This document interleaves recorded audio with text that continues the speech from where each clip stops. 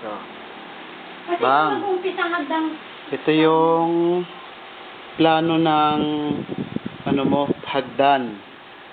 Ang nasa plano ito. Itong nakadiretsong to. Ang diretsong yan. Ngayon, ang may konting ano, kasi ito, pintuan na ni nanay mo sa karaoke room. Ang gustong gawin ni Buds, medyo ipa-slant ng konti, which is ito na yon. Ito.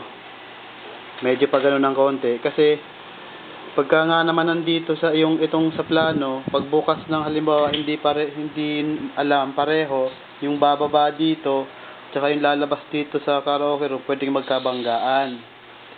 Ngayon, ito, medyo inislant niya para may space pa ditong konti. May space dito para sa lalabas. At saka space din para sa bababa. Yun. Bali mangyayari, ganyan ang hagdan mo. Medyo pa-slant ng konti. Yan. Kung papayag ka daw. Ayan. Oh.